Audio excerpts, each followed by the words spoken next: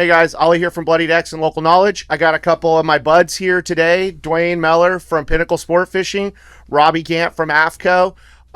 We just wanted to have a little conversation about bluefin. Maybe you guys can get some takeaways from it, learn a little bit, and just kind of talk about this fishery. And I talk about it all the time. This is a very unique thing. You know, this is a once in 100-year cycle that we're experiencing right now. It's a magic time. Like, you know, when the beak, who's 118 years old, told me that these are the good old days, like that resonated with me. And I know you've been enjoying the hell out of it. And even Robby's been getting out and doing some fishing. Like, what have you guys been, what's your thoughts on this little cycle that we're going through? I think this is the most special time we've ever had in our era to be a fisherman in Southern California. You know, this is stuff that as a kid, I'd read magazines or watch shows on ESPN early on Saturday mornings about, you know, being able to go catch a big bluefin tuna. I wasn't in a place where I could travel and do that being so young and coming from where I came from. And now fast forward to here now to be able to leave the dock every day and have a chance or, a really good chance at catching 100 to 300 plus pound tuna on a daily basis is just something I never ever would have dreamed of if you would have asked me or told me this was going to happen, 10 years ago. I just laughed. But it's a dream come true. Yeah, it's totally historic. You know, if you look back at the Tuna Club, all their data that they have from when the Tuna Club was founded, 100-something years ago, the fishing today is better than anything documented. So it's really like the best you could ever want, and we're like living it, right? I mean, and it just gets better, right? Like 2015 was insane. Right, we got all these fish. They just, we had bluefin, we caught, short-bill spearfish, we had wahoo, we had all this stuff. Last year we had 1 billion Dorado, and now this year we've got, the tunas just don't seem to go away. And I know that Dr. Barbara Block was talking about those bluefin having like a 7 or 8 year cycle. Well, it's 2023. It started in 2015, so we're on year 8, but now we've got all this juvenile fish. Fish are crossing the pond spawning. There's all these different things. So I don't even know if they know. Yeah. But, it's truly phenomenal. Yeah, I think a lot of it, back then in the old Avalon days when the last cycle happened, they got the chance to catch those fish. They documented it. They did it. But nowadays we have, the technology, the fleet, everyone keeps tabs on it. That fish could have been around longer than they know because they didn't have the means to get out in the boats that they had. They were fishing so rudimentary. Now we've got these, amazing boats, center consoles, long range fleets, yachts, everything, keeping tabs on it. This it seems like it likes to be here. Yeah, there's groceries in the water. They're going to stay. Yeah, that's I think that's the biggest question for all of us. Like, how long is it going to last, right? Yeah. And I don't know, like talking to Barbara Block and a few other people, Owen and all that, they say this is the new norm. Yeah. I'm having trouble believing that. And my argument to that is, number one, it's impossible to hide a bluefin tuna, right? They don't run deep. I mean, they will, but generally, if they're around, you're going to see some surface action. Where were they in the 40s? Where were they in the 50s? Where were they in the 60s? There was not the commercial pressure that we talk about that has gotten way better. The Mexicans are regulating themselves better. The people in Asia are regulating. So I'm not sure if this is the new norm. I'm like, every year, February, March rolls around, you're kind of waiting to hear or see a foamer or somebody tell you, and then, okay, they're going to be back. It's like a relief every year.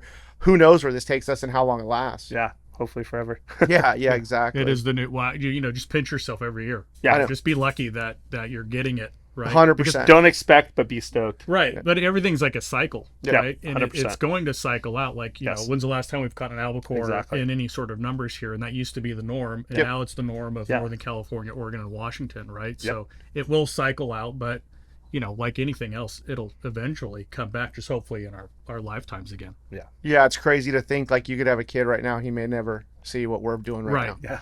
Like literally that kid could get to be 75 years old and may never see the stuff that we're seeing. And it'll have to be like we were hearing it from our old man and grandfather. The good old days. Yeah, exactly. Dude, I don't want to hear about the good old days, and now we're living it. Yeah, exactly. That's like the big guy. I mean, when I was coming up and really getting serious about salt, like 16, 18 years old, dude, you go in the fall to the 302 at dark, you troll marlin lures around, very good chance you were going to catch an 80 to 250 pound tuna, and they're gone. And that I think scientifically, I've heard a lot of explanations that make sense. Like they're putting those fads out off of Panama, they're netting up all the babies, and that's why we don't see them anymore. Last one we saw was 2004. We caught a handful of them during the Make-A-Wish tournament. I don't think that's coming back for different reasons, but I don't know. Maybe these things do hang around. Maybe our currents have changed for 50 years, and this is the new norm. But like you guys said, it's just been I mean, beyond my wildest dreams, this fisher. And you throw in swordfish and you throw in some of the other stuff that, had like the Dorado year. I mean, dude, have you been anywhere in the world and seen that much mahi anywhere? No, not like last year. That was pretty impressive. It was unbelievable. Yeah, insane.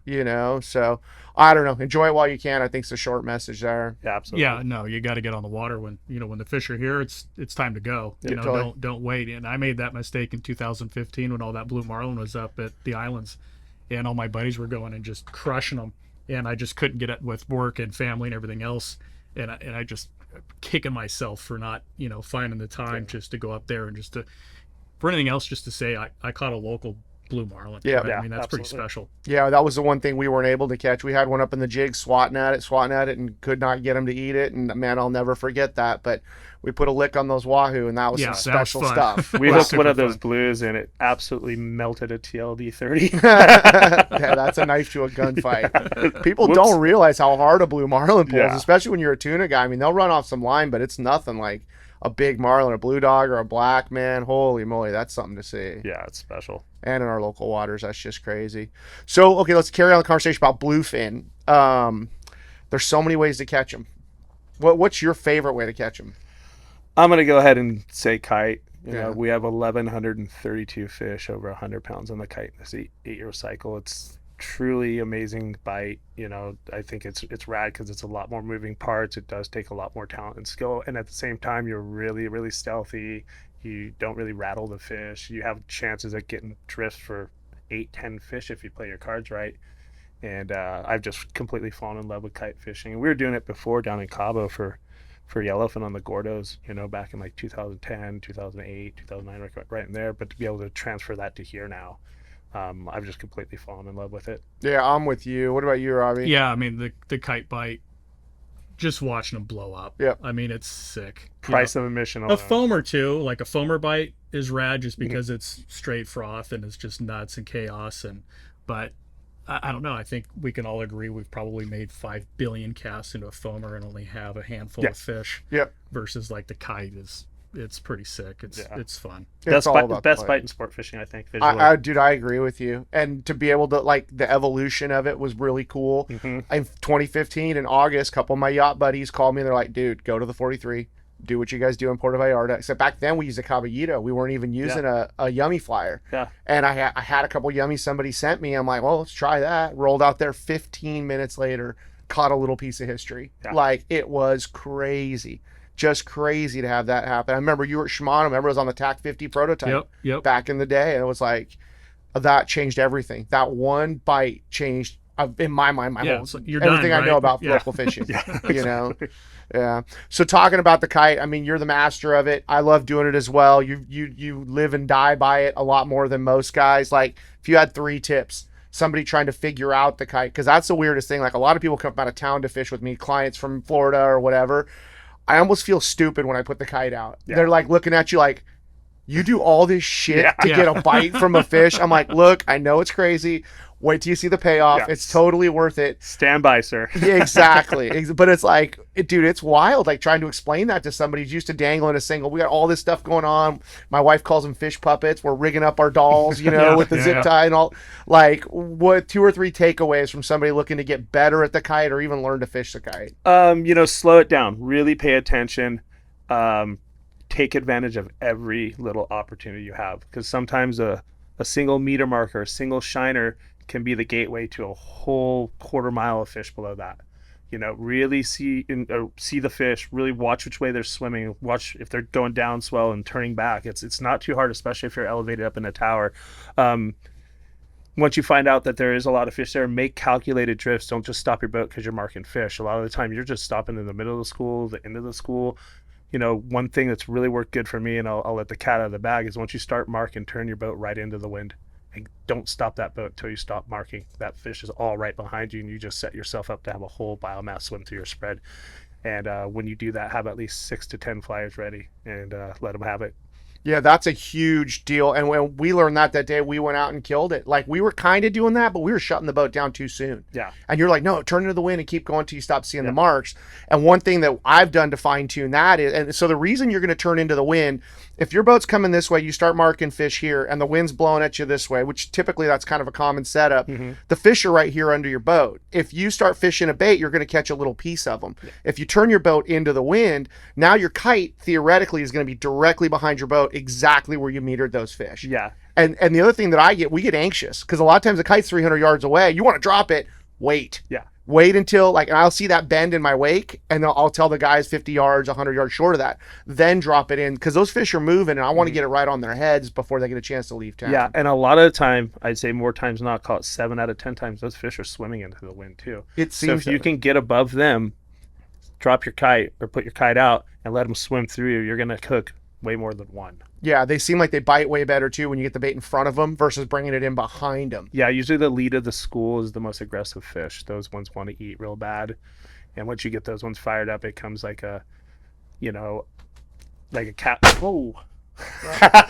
It's custom. It fires up the rest of the. It fires up the rest of the school to bite. I've noticed it a bunch of times where you stop too soon, you drop your fire, you don't get bit. You get ahead of that school and you drop it in the lead fish, you're bit immediately. Yeah, I've found the same.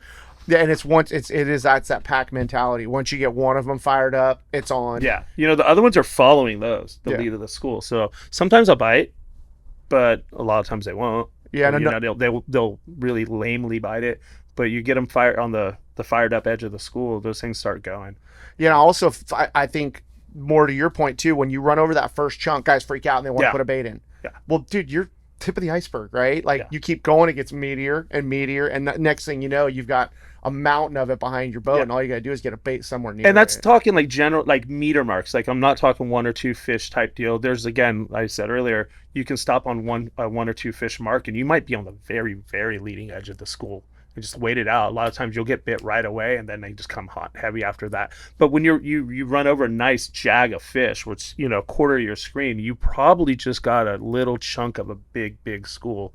So again, I always turn my boat into the wind. Sometimes they're going downwind, but most of the time they're going upwind. So you just go until it comes off your meter. Like as it's feeding on, you'll still have it on the back end of the meter. That's the start of the school right there. And if you're not seeing it, move. Yeah, always. I see so many. It's like the old man thing where they want to go put their jigs in at the 302 because they caught fish there last July. Yeah. Just right see on guys. top of the 302. Yeah, right on. That's where all the fish hide, right? Directly under a kelp patty and on top of the 302. But just sitting there, like, dude, you're killing time. You only, especially these runs we're making right now. Like, you're doing 12-hour trips. You run 3 hours each way. You got 6 hours to get it done. Yeah, it's borderline almost, tournament style fishing. When you've got to go that far, you're under the clock and under the gun, so you've got to make the most of every single minute of your day, and if you're sitting there in dead water just letting your fire soak, you're just killing time. But there's also like patience involved at the same time. Absolutely. I've seen that too, to where if you get into a zone and there's fish on the meter, you gotta stick it out, right? Don't leave fish to go find fish is the motto. And we were doing that in I fished in the tuna tournament a couple months or a month ago or whatever, and that was key. Like on our first day, like we found a jag of fish, we got everything set up, and it just took a while for him to go, but once it went, Yeah, right? sure, But, sure. But the whole time you're like second guessing yourself of like, just a piece here, a piece there coming into the machine, and it's like you want to go find that big giant the meat, but when you're under the gun, you don't have all that time. You kind of gotta just go with it, and hopefully it pays off. These are without question the moodiest fish on earth.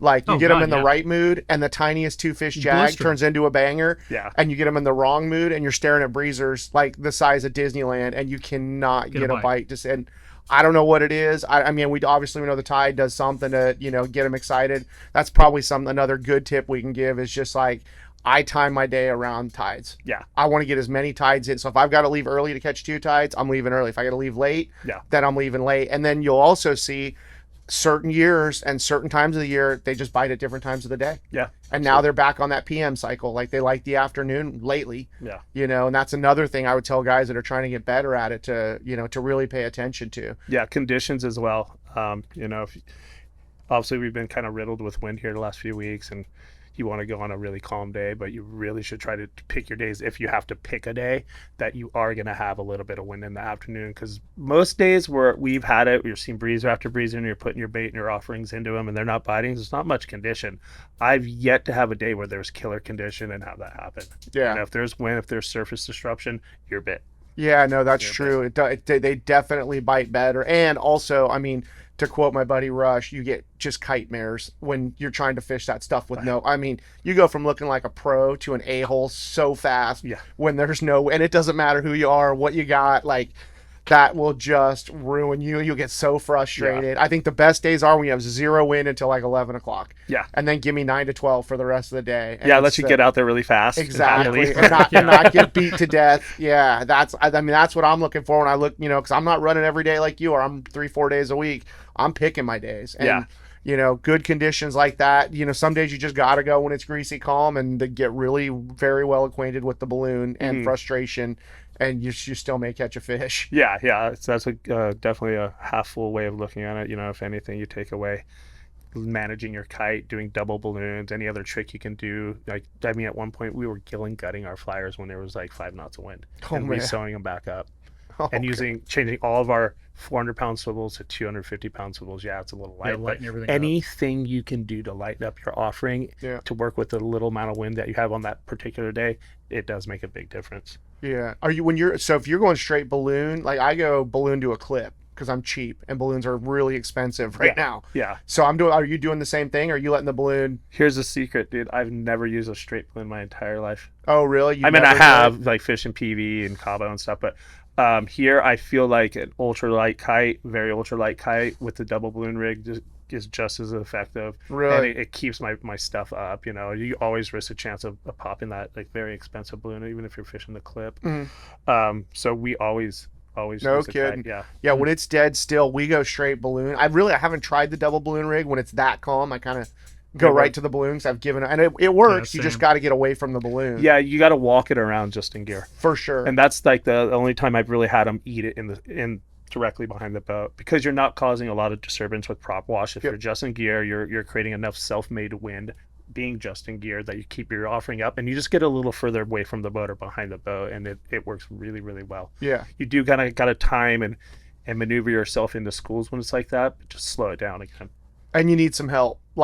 Trying to get that thing, swing it out like we would with the kite into a breezer, that ain't going to happen. Yeah. Plan better. Kind of think your moves out 200, 300 yards at a time instead of 50 yards. Exactly. You might actually get a bite. Preparation. Yeah. Right? I don't fish center consoles much anymore. I'm more on little yachts or whatever you want to call them.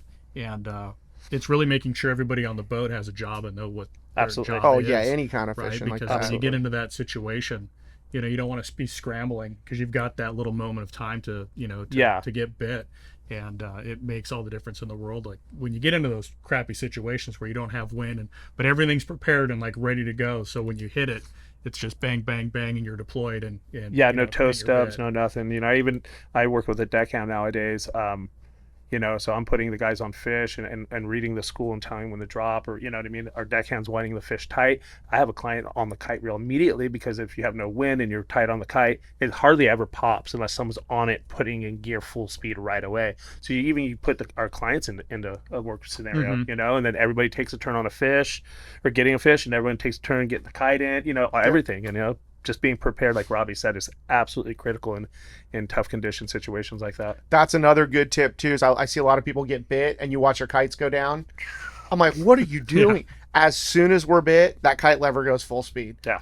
Tightens up the kite, makes it go in the air, and more times than not, you're going to pop the clip. Exactly. And I'm sure you do the same thing. I set my clip on exterminator. Yeah. I want the rebite, especially with the California flyer, where I'm getting 3-4 bites sometimes before one will stick. As tight as you can get. I want it hooked in the clip.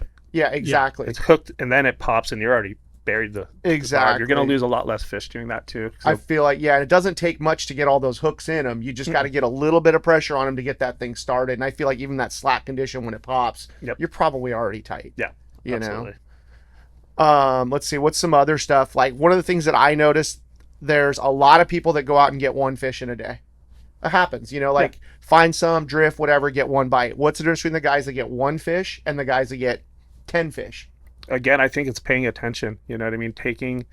Getting an opportunity and taking full advantage of it. Again, not just, oh, I got a quarter screen filler, stop the boat. Yeah, we got bit, or we're 1 for 2. Where the guy who turned into the wind and went, a half mile or quarter mile above the school and stopped, got limits in one drift. Yep. That's the key. Knowing when to stick and stay and when to move and get going again.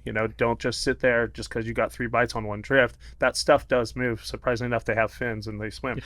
So you've got to stick on the school if you want to, produce numbers. If you're cool with 1-2 fish, that's fine. But, again, in my situation, being a charter captain and taking clients fishing on a daily basis, we want to get everybody at least 1 fish, Yep. And in doing so, it's, again, paying attention and knowing when to stick and stay and when to move. And I think being ready for that ripper bite. Oh, yeah. Dude, we bring 4 rail rods or 5 rail rods on every trip.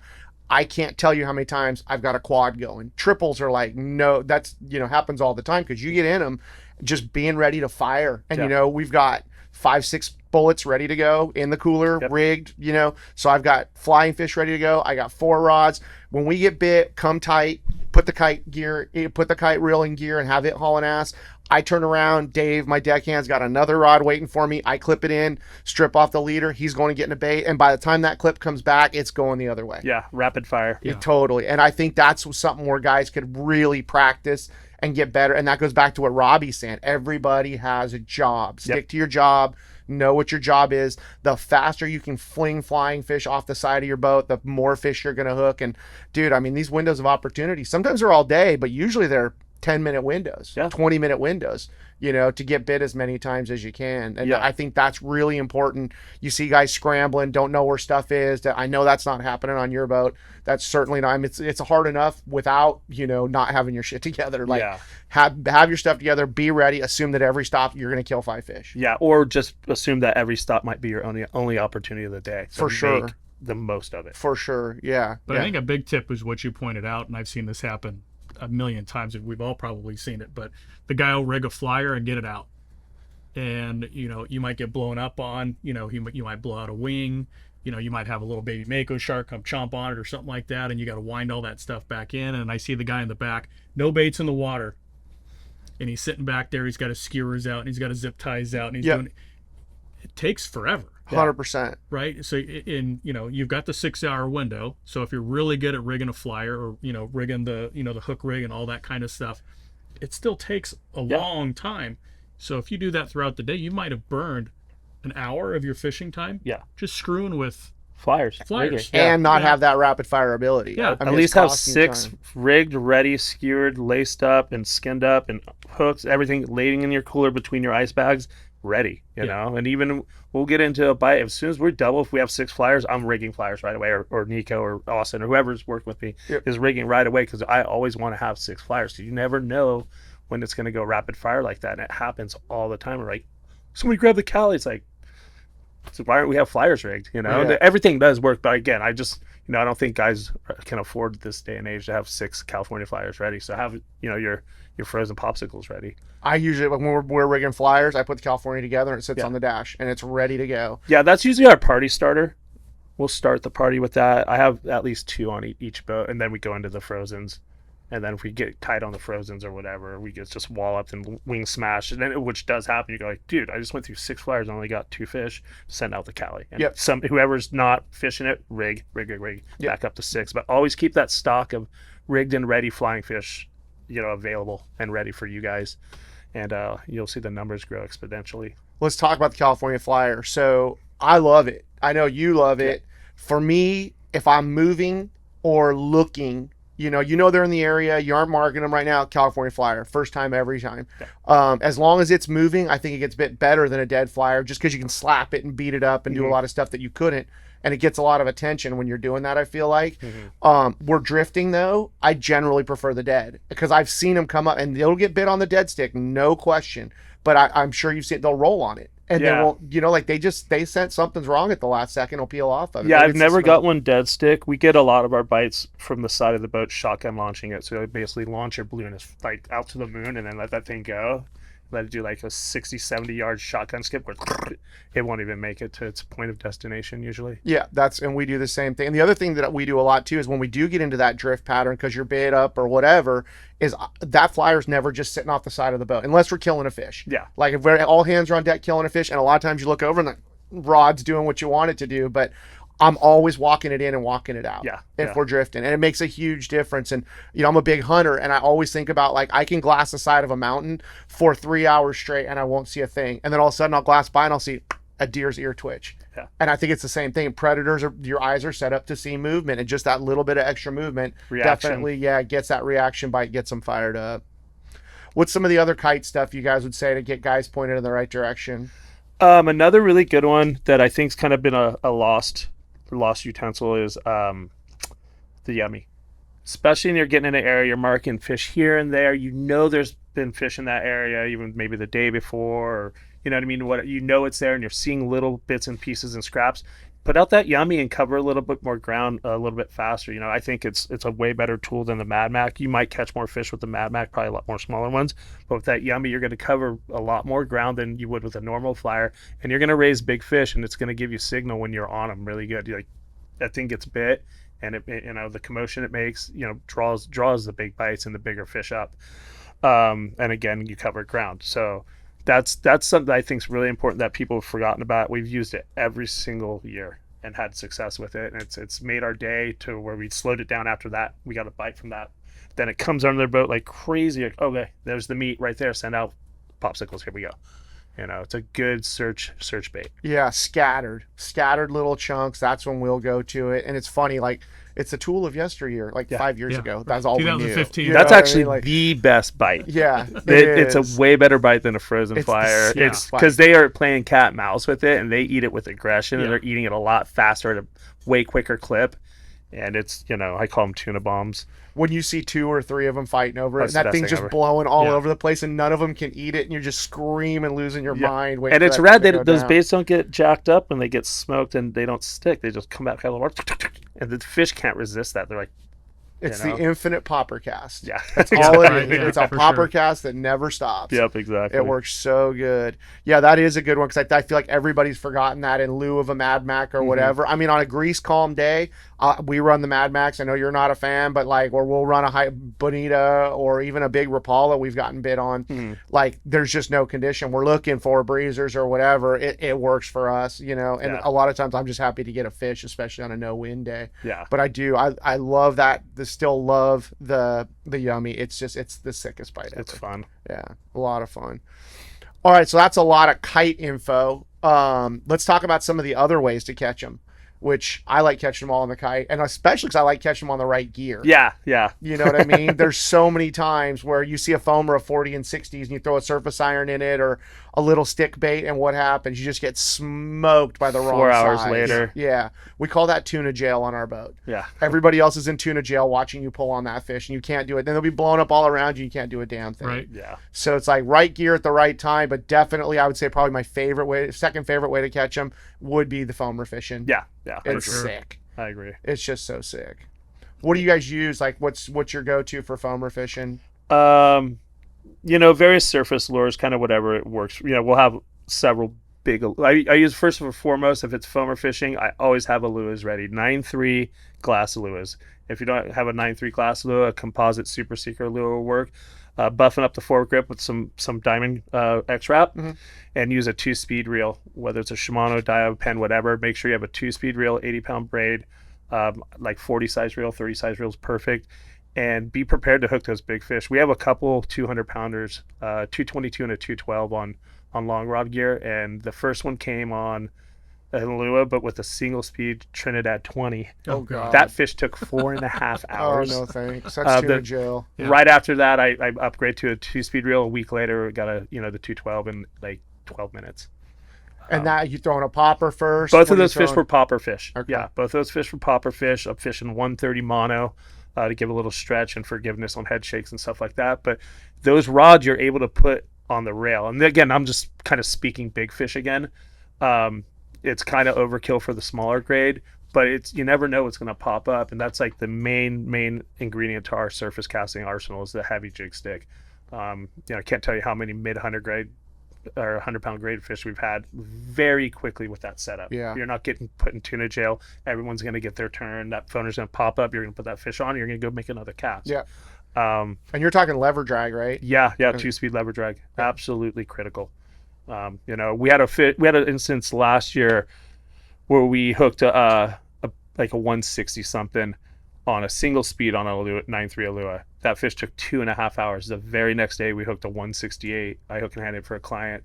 Walked him through it. That fish was in the boat in 15 minutes. Yeah, it's crazy. And they're just like any other fish. You keep their head coming. Yeah, exactly. They're gonna come. Low Guys gear. Don't get that. Low gear and rail is your friend with that situation. Totally. Just keep it coming. Don't give them a chance to turn their head, and they'll swim right to the boat like a mackerel. And I see so many guys get tired or wore out, and that's probably one of the biggest mistakes I see. A lot of guys that aren't used to pulling on them is they try to make the fish submit to their game, and that just isn't gonna work. I always say the fish is the boss until it's in the boat. Exactly. That gear it's gonna be a while. Yeah, and you see these dudes like trying to muscle them and pull on them, and dude, that's not it. Yeah. That is not it. Let the fish fight his fight. Yeah, he's gonna win. He's gonna win that battle almost every time. Yeah, and then 80 to 130, it's pretty. I do basically the same thing, but it's like impossible to break that. Dude, it's so cannot hard. Break it. Cannot on a rod break and reel. it. It's almost impossible. So you can literally just pull his rail and hold it. Yeah, put your hand in there. Yeah, don't totally. give him an inch. Wedge your fingers into that spool.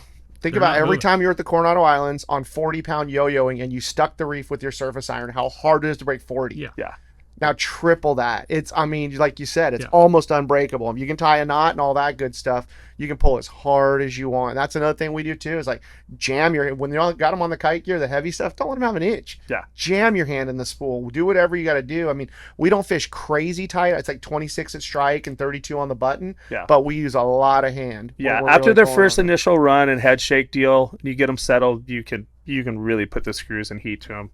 They don't have too much left in them. They've got enough to sulk. Yep. And they got enough to do short bursts, but they don't have enough to dump your spool again. Even 300-pounders, we've done it with them.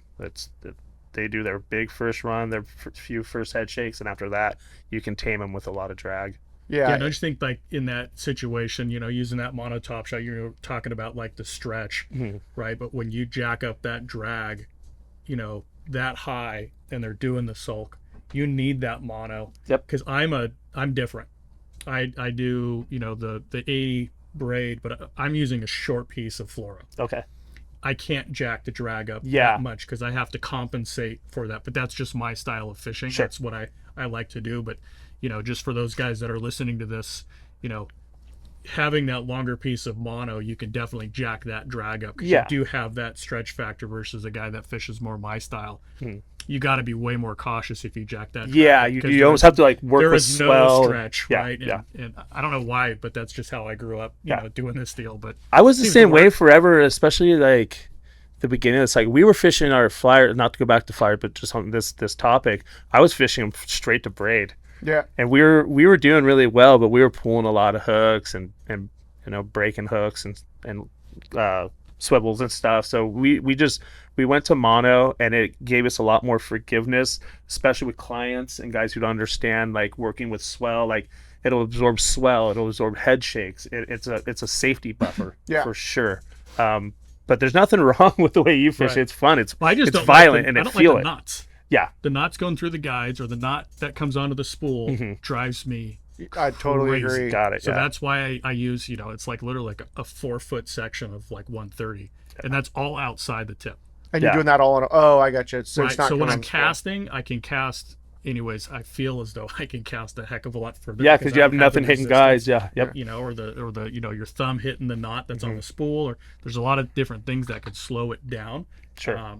And I think that's kind of why I've gone that direction. Yeah, coming from the PV stuff, I mean that's where I got all my big fish experience. Like 04, 05, 06 down there. We always fish wind-ons, and I just carried it over here. And I have gone straight braid. You're gonna pull hooks, and you beat the crap out of unexperienced anglers. Yeah, you need that stretch, And like I use straight fluorocarbon. Got a great relationship with Seagar. It's good stuff. And I make my own wind-ons because I don't trust anybody else's. I've had them all fail. No disrespect to AFTCO. I haven't had an AFTCO one fail, but like I just want to know that it was done by me. And then I've got a rig tied up on the corner of my palapa so I can test them. And the amount of stretch in 200-pound fluoro, I think would blow people's mind. Yeah. Everybody thinks fluoro doesn't stretch. Dude, that thing, I mean, when I'm pulling on a 30-foot leader, I can probably pull 8 feet of stretch into it, right? And for me, not having a knot, knowing I've got that shock absorption. And the other thing, too, is get a lesser experienced angler, and that line can rub on the bottom of the boat. I don't even think about it. 200-pound, if it was my braid, I'd be worried. Right. But with 200-pound fluoro, dude, rub the boat, do whatever you want to do. By the time we're there, that fish is about to have a really bad afternoon unless you screw something up. Yeah. You know? You guys are pretty well known in this fishery, right? Why don't you speak into some things that all of us go through, like big heartbreaks. Recently, you guys lost any big fish or seen anything happen you wish it would have gone differently? I haven't had a shitty experience. I had in the tuna. Well, I've got a couple in the tuna tournament, and again, because we're fishing rules that I don't really like, but there's a group of people that Tuna club rules. Tuna club rules, right? Yeah. So we were fishing live flyers on a kite, and I was using 30-pound Dacron, and it just, you learn every time I go out and fish these tuna club things. I learned something. When you use Dacron, 2 years ago I had a kite bite, the line shoots back at you, and I got tip wrapped with the Dacron. Oh shit! Came tight, gone. Okay, so now I know when it comes out of the clip, I dump the tip of the rod in the water immediately, so it can't grab it. So I learned something new on this trip a couple weeks ago. Got bit. I'm winding in the Dacron onto the reel. I'm not using my fingers to keep it tight. So now I've got a bunch of loose Dacron going onto the spool. That's not good. And then when it comes tight, guess what happens? Ping! It buries itself into it. So I had a Zing Pow, and that was brutal. But again, it's all learning. It's not like we've been doing this for 50 years. I mean, totally. And I don't get to go fish tuna club rules all the time anyways, but that was like, okay, a great learning experience to where now I know if I'm fishing, Dacron, which I do once a year in this tournament. Everything else I'm using Gorilla Tackle, right? Straight braid, right? Throwing the rope at them. Yeah. But hold that line in your fingers so you're putting it on tight onto the spool, because even when you're bringing in a bait that isn't bit or whatever, because a lot of times I'll go to let my line out and somebody else was using it and my line's all bunched up and crappy, and that's exactly what you say is going to happen. It's going to dig into itself and something bad's going to happen. Yeah, you always got to put that stuff back on with tension. I haven't had any real heartbreaks this year. Last year I had a bad run, like on filming. I mean, it's not cheap for us to film. There's a lot of pressure. You got a couple days to get it done. And like I had one on the California Flyer bite the treble hook line off. 400 pound. Oh, wow. Like How does that happen? scissors. Dude, you tell me and we'll both know. Never happened. And they were up all morning. We were catching them on the 302 like last June. It was great. Fight this fish on TV or boat side. Give me one more swing. He's about to, like somebody cut it with shears. Yo. I've never had that happen. Ever had that happen. Usually by the time we get that bait rig or the California rig in their mouth, they're not going There had to anywhere. be some sort of integrity. Had to be. Flailed in that line, like, something nicked it or what have you, Something must have happened that we didn't. Because I have a hard time even busting off 200 pound. We've had it where it's so good. We're just like, okay, let's put the screws to these things, and like you couldn't believe how hard you could pull on 200 pound and not break it. Yeah, it's like, and they chew on it, doesn't bother it, nothing. Like, yeah, I don't know, but that sucked. Our biggest hiccup I think we've ever had that I really learned from was we hooked a very, very, very large one 3 years ago, and we must have been on that fish for about 3 hours before we got color, and the fish was hooked in the side of its gill plate. Everybody, like Cameron, all our fleet, all our code group, everyone is absolutely waxing these things. We had one purr on the boat at that time, and I started getting really antsy and wanted to get back up swell at the top of the school. This fish wouldn't budge from like 5 feet out of gaff, and it was upper threes, easy. And we literally added like a pound more drag to it just because I got antsy and watched the thing pop right out. And, a very, very, very large fish swim away. So the takeaway of that is like, once you got it at color, just leave the drag where it is if you're in a situation where it's foul hooked or not hooked well, because 1 pound of drag could be the end of your dream fish, and the client was freaking bummed, and I was the one to put this drag forward. But I think we were all antsy. Everybody wanted to, you hear the radio chatter, we're, okay, we got this fish. Yeah. It's just right there, pound more drag, 1 or 2 more circles, we got it. And it was instant how quick that thing popped out of its Oh, gill it plate. sucks. So Yeah. Sometimes it's a game of inches, and sometimes it's not. I mean, like, there's been plenty of times too where they get hung up, and we're like, I'm sure you're doing the same. You know, just and that thing comes right up and dies. yeah, But I try to man, really get a good look at how they're hooked no matter what. Now, after they're at color, I really don't like touching the drag. I don't even like touching drag after they're straight up and down. I'll get it to where I like it to be, or where I feel it should be per that fish. And I don't touch it. And that was the one time I just got antsy and touched it and blew probably the biggest fish we've ever hooked or land. That's like the about old, to land. like on the party boat days when a guy's getting spooled. What's the first thing he does? Oh, always tighten the drag. Yeah. It's already tightening itself as it comes off the spool. Exactly. That thing's getting tighter and tighter. You don't need to do anything. I don't know how many and it's so hard to trust all that line on your reel, but trust me, there's a lot of freaking line. Yeah. That my 50s have 800 yards of 130. Yeah. You get one that swims off 800 yards of line, he deserved to win that day. 100%. Like, good luck. 100%. Yeah, that's not gonna happen. I think, going back to, again, like the patience thing, right? You guys fish a lot, right? A lot of the guys that are hopefully going to be listening to this don't get to fish as much as we do, Yeah. right? But when you do get that bite, you've got to remain calm. Yep. Right? Because that's always, chaos is, it's the death of your day. Yeah, and it's controlled by breathing most of the time too. Yeah. through So your nose. when you get the bite, just think through it, Yeah. slow down, and just make sure you get that fish, right? Because a lot of guys, you want to jack up that drag or whatever. It's like, man, do you really need to? Like, I don't know how experienced these guys are, right? I guess it all depends on your experience level of fishing. But for the guy that's not a rock star out there, and you did put the puzzle pieces together and you got the bite, like, finish it. Yeah. Right. And then learn from it. Yep. And then, the second one and then the third one. And you just kind of progressively just get better as you Yeah. catch them. But you got to start somewhere. And if you're just screwing around and it's chaos, you're never going to get a bite to begin with. So. Yeah, I always say just breathe through your nose and just take it slow. I mean, you want to wind your line on tight, but just don't spaz out. You know what I Right. mean? Just take it as it comes. Again, breathing through your nose. Try to put your line on straight. Put your line on tight. Don't skip any of those steps, because if you can do that, you're most likely going to be successful in landing these big fish. And if you don't do that, you're going to have hiccups that'll cost you a lot. Right. Yeah, slow is pro. Yeah. An old captain told me that years ago, and it just sticks in my head. When shit's going crazy and there's fish blowing up, getting another bait. Just 2 seconds isn't going to matter. No, exactly. Get your shit together, collect Yeah. yourself, get another bait off the side of the boat or whatever. You get in a weird tangle or, that kind of stuff. Everybody freaks out when the lines God, the cross. tangles, Dude, yeah, geez. you can get away with a lot of cross. Yeah, circled up Calm lines. down. As long as you stay calm, Yeah.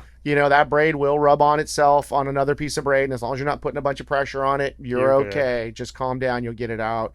Yeah, you see so many fish lost to just, like you said, spazzing out for Yeah. whatever reason.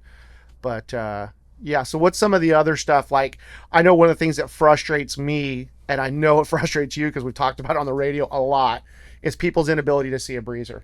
Yeah. I mean, dude, the rental boats, the Mad Max, the whole thing. Like, I'm out there, you're out there, you're trying to sneak up on a school of fish. You've got a flyer off the side. The minute somebody's got a flyer off the side of the boat, just give them 500 yards. Yeah. Like, it's not that hard. Just Please, 500, please. 300 yards that you can still get bit. But you get these guys come, and God help them, they have no clue what they're doing. They just think they're out having a day of fishing. And, we're spooked to school and you're out of business. And like you said, that might be the only one you see all day. I'm going to do a new offering next year. It's like, if you see me fishing and my kite's out the side and you give me room and let me do my thing, you can call or hit me up on Instagram or whatever for all the info you want. But if you come under my kite, I'm going to give you info right to your face, because that's getting old these days. There's a lot of fish in this ocean, and it goes all the way back to slowing it down again. Use your eyes, slow it down.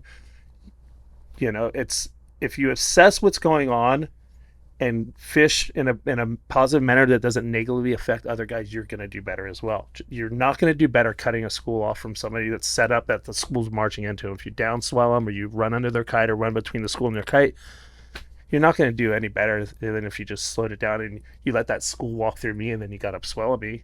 This is, it's downswell fishing a lot of time with this kite and casting as well. So if you see somebody set up and they got a mega school coming at them, go set up above them. Give them a bit of room, but that school's going to come to you too. Yeah. And that's going to help you again. And know what to look for. Yeah. Right? Like, a flat, calm day, finding a breezer is easy. When it's not flat, calm, I think that's where the skill takes over. And I mean, we get fakied 10 times a day when we're breezer fish. Oh, I think that's one. And then you get Yeah. up there and it's not, but like you're looking for ripples on the surface. On a great day, you'll see backs and fins Shiners. out. Shiners is another great way. And one of the qualifiers for us, like in the distance that we think we see a breezer, is there's almost always one bird on it picking. Yeah. It's not going to be a full blown show or anything like It that. could be as easy as a couple shear waters, a turn. You're Exactly. close to the island, goal. Yep. And there's been a lot of seagull this year, which has been totally weird. Like we usually write seagulls off and they've been leading the way, but like use your eyes. I can't stress, and I know not everybody's got it in their budget, but the importance of a tower. Yeah. Just getting on the lid of your small boat makes a huge difference. Yeah, the vantage point is a game changer. Oh, man. You can't see a lot from your cockpit unless your eyes are extremely trained. Correct. But you put yourself up above a little bit and give yourself a little higher of a vantage point, you are going to open up a whole new world of seeing what's going on. Yep. You know? And you're going to see those breezers and recognize them before you run them over or somebody. And it's happened there's been times we look over and there's fish shooting out from underneath the boat because you smoked one. You're watching Right. something else. You ran right through it. Like Yeah. it happens. But if you can learn to identify that and respect when somebody else is working a breezer, like Duane said, you're just going to catch more fish. Yeah, you know, 100%. and when we're all in there jockeying together on one spot of fish, it's like a dance. Like, you know, come up Yeah. swell, do this, go out, branch out.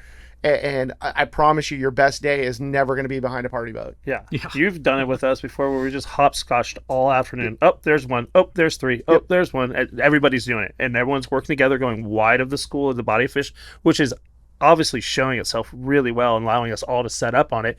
No qualms. Everybody's hooting, hollering, high-fiving, and giving shakas because everyone's working together and everyone's getting bit off the same body of fish all day long. Yeah, I mean, if you were to map that, a lot of times it's just like this. Everybody's jumping up, swallow the next guy, or pops up over here, come in, and then hook one, and then move out of the way and let the next guy come in and hook another one and hook. It's a dance, and I know like a lot of these because I used to lose my mind. I mean, we've all done it when people cut you off and freak out. And like for the last couple of years, I'm been on like a mission to educate guys. Yeah. Like I get cut off. I'm like pull my shit in. I'm gonna go next to their boat and I'm gonna tell them what they did. And a lot of times Yeah. the guys are like, thanks, we had no idea. Yeah. You know, a lot of times it's unintentional. And then obviously there are those bad actors that are just out there to run you over and make your day long. But like, I think there's a lot of value in that as well. Yeah. The losing your mind thing, dude, you're taking years off your own Yeah, life. totally. You're not going to win. It's already a stressful enough job what we do to stress yourself out by yelling at somebody's. It makes it even worse. We had a guy in June when we had that batch of fish behind the 181 all the way out to the island for like almost 2 weeks to ourselves come and do that. And I glass him like he's not going to do it. Oh, he's doing it. Okay, we're doubled. I'm not going to get too pissed. We're doubled. And there's the one guy here, and he's got his kid, got our fish, walked up to him, and just kind of told him, and he was so stoked. I talked to him online like probably once a week, once every 2 weeks, and he shares stories about what I told him and he learned from me, and it just like successing. And it was one of those guys he just didn't really know. He Yep. wanted his licks, and I get that, dude. You don't untie your boat to go fish and not want to get your licks in, you know. He didn't understand, and now he does, and it's rad. It's to see his growth and him and his son catching fish.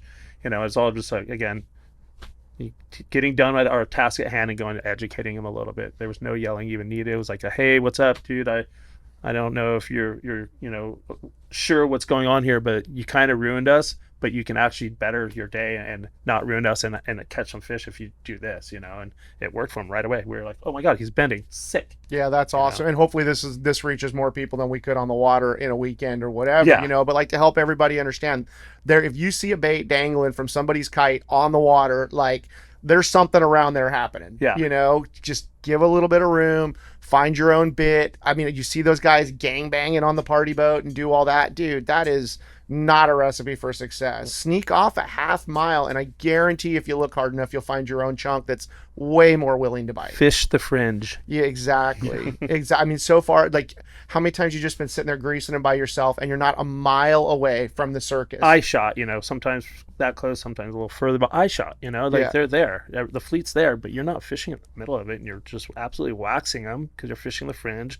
You're getting away from everybody. That fish has a time to get out of regroup. chum lines and regroup and pack up again, and you're taking advantage of that, you know, and then usually it's upswell of everybody. And if there's one thing that these fish don't like, it's a lot of activity above them. Like, they're at their best when nobody's around, or it's very quiet, or everybody's drifting and it's chill. You start all those motors in and out of gear and people buzzing here, buzzing there.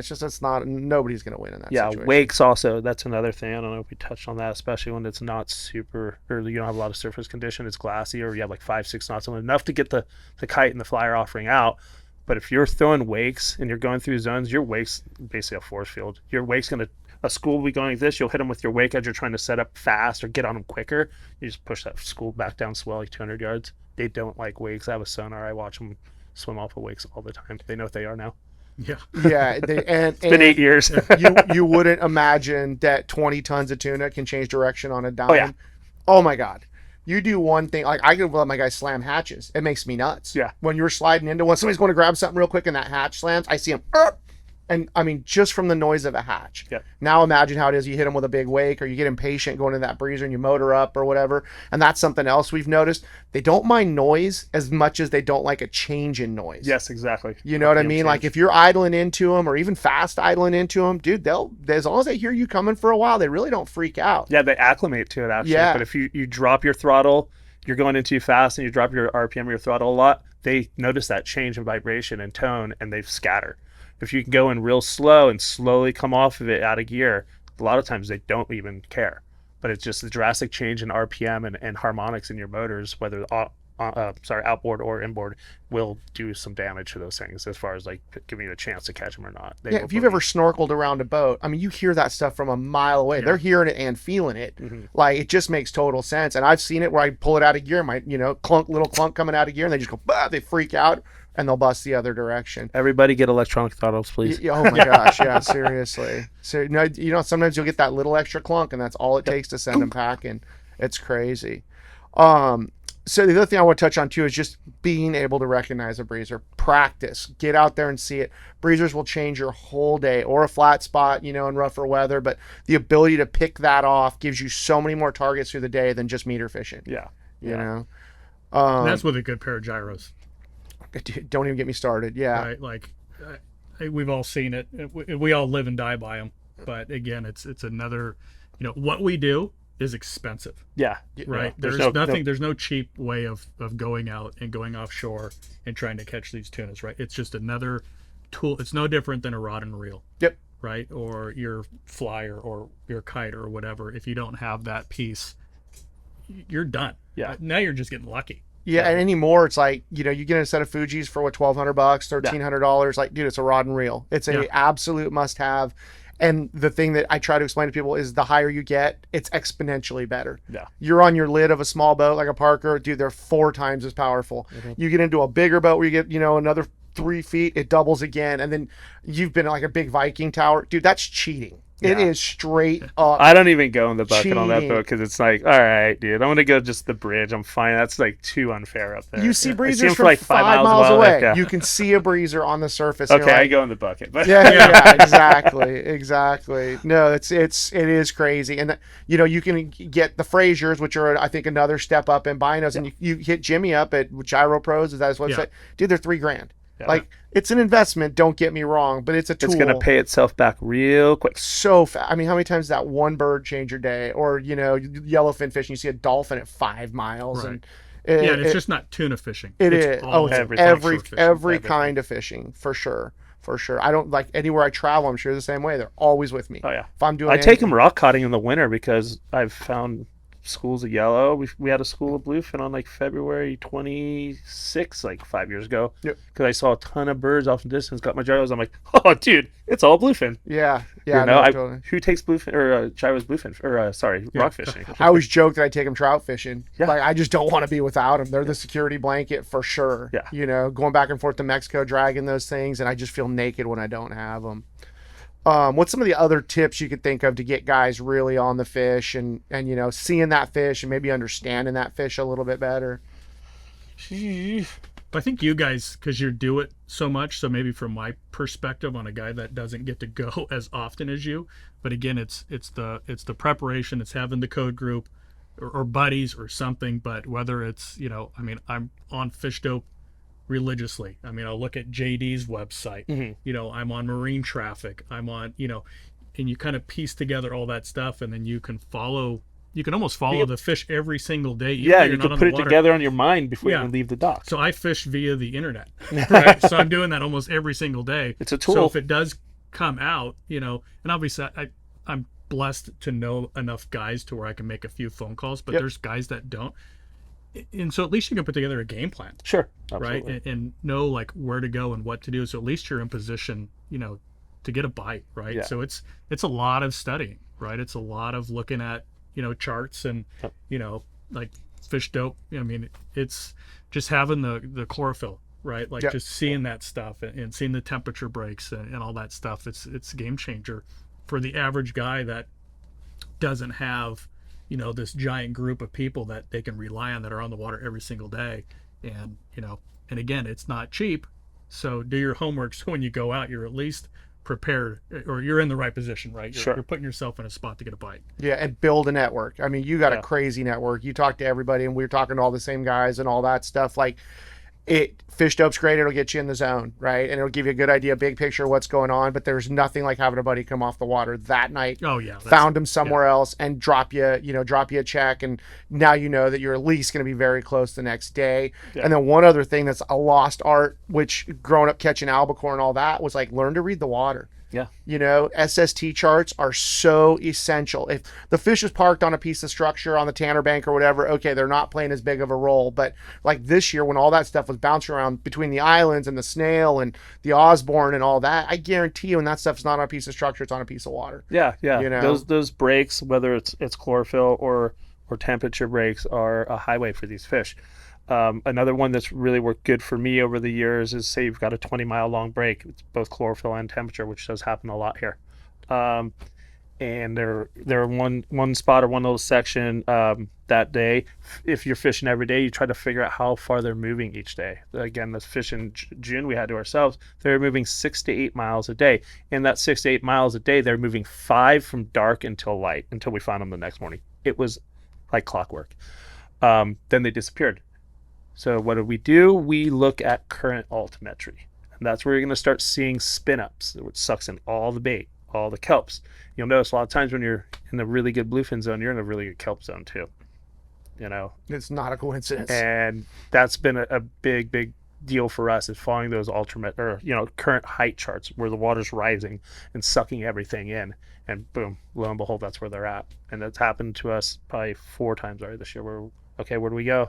Right to that spot, and they were within a mile, 2 miles, 3 miles of the center of a spin up. And we've lived and died. I mean, back in the day for albacore fish, that we lived and died by that chart. Yeah. And I feel like it's just gone away. Like, guys forget to look at the water. And I mean, you go somewhere remote, we go down to PV or fishing off mag, we still live and die. And I'll tell you, there's few things more satisfying than looking a week out, watching that water develop, watching that edge, what day you're going to be there, rolling right out there, and it's there. It is so satisfying. Yeah, I would almost say I think it's more important to understand those charts, the sea surface temperature, chlorophyll, current altimetries, current heights, all that stuff. It's more important to understand and live by that than it is to live by a code group. You could cut off my phone service, you could cut me off from everyone, and I can still survive fishing if I have my SSTs and chloros. It's the Bible for me. I've traveled all over the world to fish. I did a lot of time in Fiji. There's no one out there, especially when I first started going. We were the only boat fishing. Yep. And I found that what's the buoy weather one? The buoy weather website had a SST thing. They had shots in Fiji, and that's what I went off of. I got an account with that, and lo and behold, it was like instant. They're right. It's right where they're supposed to be. Like, wow, that just clarifies it all. Yeah. So that's a really, really important tool to use and learn and understand, because it will make a big difference in your fish hunting skills. And one other thing it goes hand in hand with that is, like, you hear guys on the radio, oh, the water's getting colder, they're not going to be here. Yeah. I'm like, I don't know how many times we have to say this, but bluefin, do not give a shit about what your water temperature is. Yeah. I have seen giants in 90-degree water in the Bahamas, and I've caught them in Nova Scotia in 50-degree water.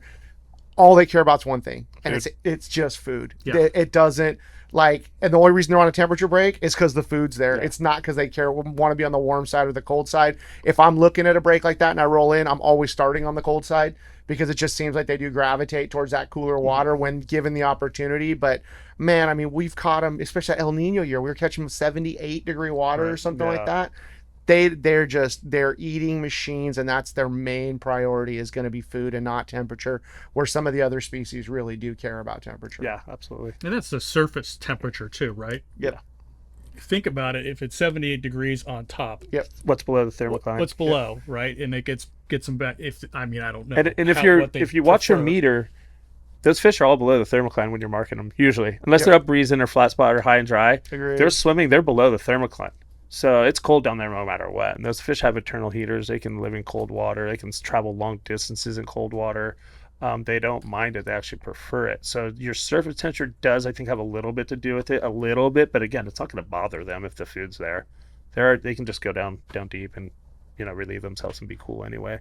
Yeah, I think, if you've never dove, you don't really understand that. But like, I did a bunch of diving when I was younger. It's like that our water is actually layers of a cake. Yeah. You'll go down and it gets cold and you get batted one direction. You go down a little bit further, it gets colder and you get batted another direction. It's not homogeneous top to bottom. Let's say everybody's like, oh, this hurricane's going to send a bunch of fish our way. Well, the hurricane's influencing the top 10 feet of the water. Like currents are everything. A hurricane is like wind on a river, and the currents is the flow of the river. That's what's really moving the water around. And again, like the bluefin, just put the number out of your head. Just find edges. Edges are what's really important, not what the meter says in terms of temperature. I'm trying to think like what are some other things to get guys pointed in the right direction that are maybe still struggling.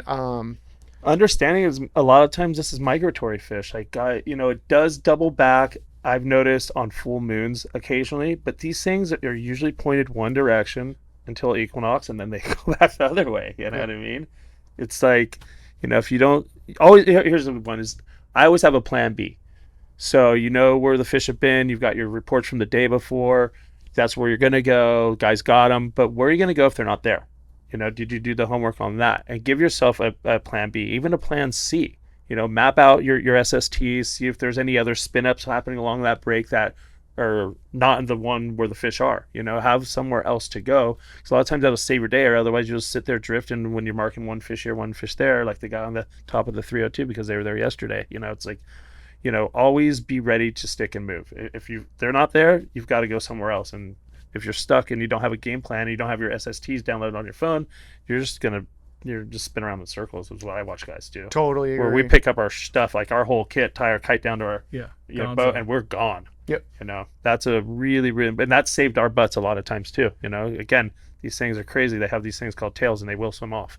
So be prepared to go chase them. And I feel like a lot of those guys, when they aren't seeing it like that, the trolling's their like teddy bear that they cling to. Yeah. This just feels okay. The boat's moving. I got lures in the water. It's like, no, dude, if you're not seeing it, pull that crap. Yeah. And get it out of there. Go find another life. piece of water. Find the life or whatever that may be. But yeah, most of the time these fish are on a path. So it's like if they're not there, they're probably north or northwest of where they were, because that's which way they head every year. Yep. And then it reverses again in the fall, and they go southeast. Yeah. So just understand that. You touched on the moon as well. Like when they're biting like crazy, a lot of times they'll bite through the moon, but a lot of times it just, dude, they put their nose in the mud, and like you can't dig a fish up to save your life. And I try to stay away from the full moon when I'm planning, the day leading up to it. If I can avoid it, I will. And I'm sure we've all got exceptions. Yeah. But man, especially when those fish will get settled in around the island or out at the bank there, I mean, sometimes they'll take off on that full moon and they'll be gone for 10 days. I call it the full moon boogie, and they're not dancing. No, they're just going Jamming. somewhere They're outta else. here. They're either deep or they're moving or whatever. And then lo and behold, you're like, oh, season's over. And then a week later, they're jumping in the boat again. Yep. Absolutely. Definitely something else to consider.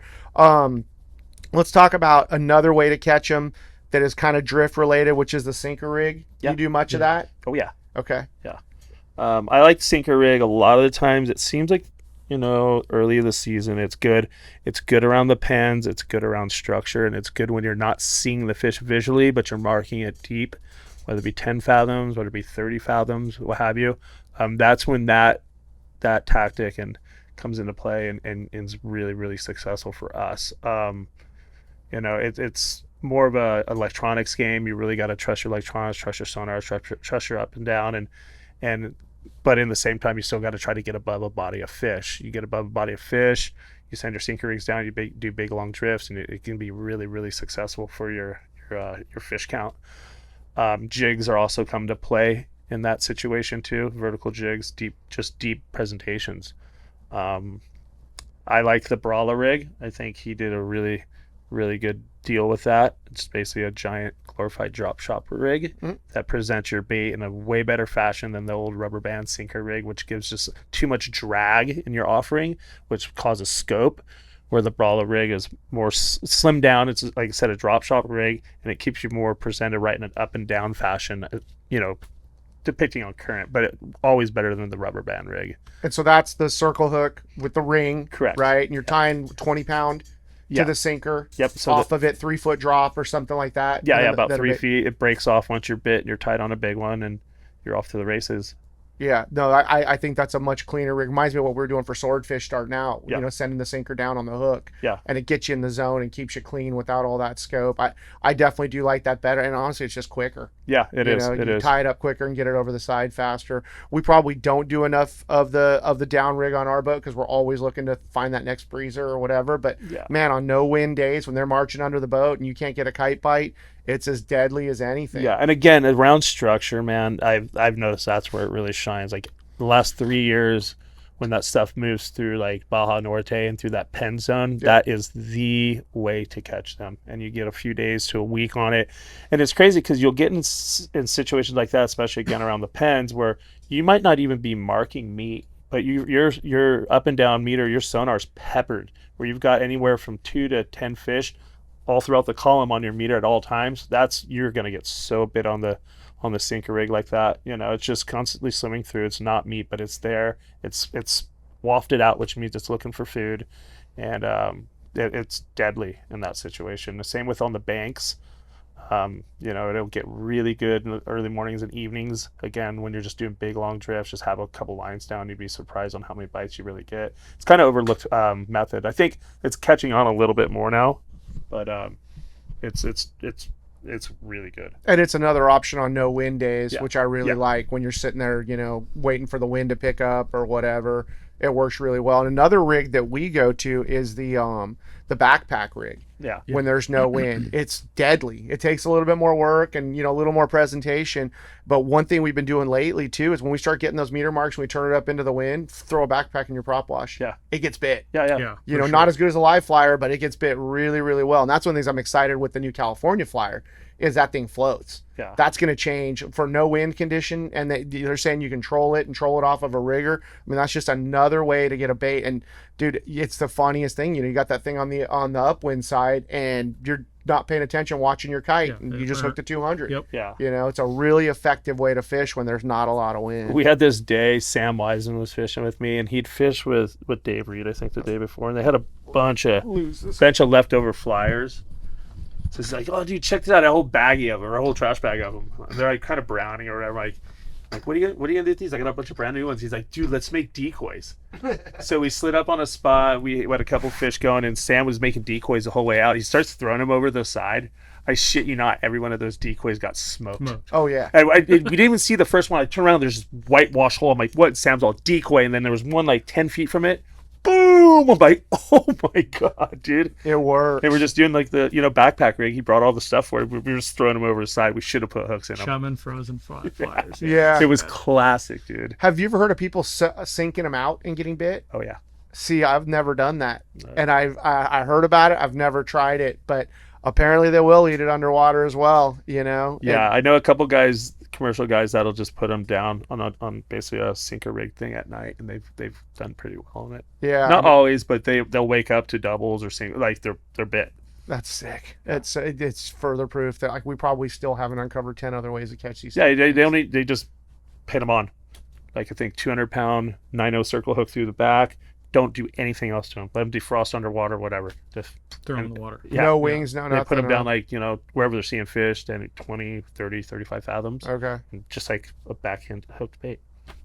They catch fish. Yeah, we've been doing, obviously you got your kite bait out one way, right? But you have your backpack bait, goes out the other side. Yep. And then you get your up and down rods. You got your sinker rig rods, and you can normally get 2 of those out there. But if anything, you're now covering just so much more water. Yeah.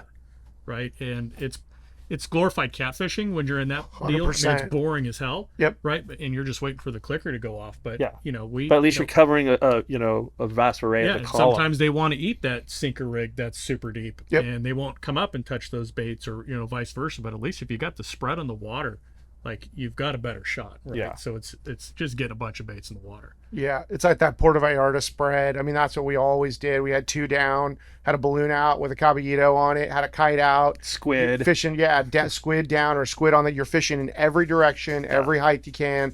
I mean, I think for what we do here in the smaller boats, it's probably more efficient for us to jockey around like we're doing. Mm-hmm. But definitely in those low wind times, man, anything I can get in the water has got a hook in it where I think I got a chance. I'm putting that spread out. Yeah.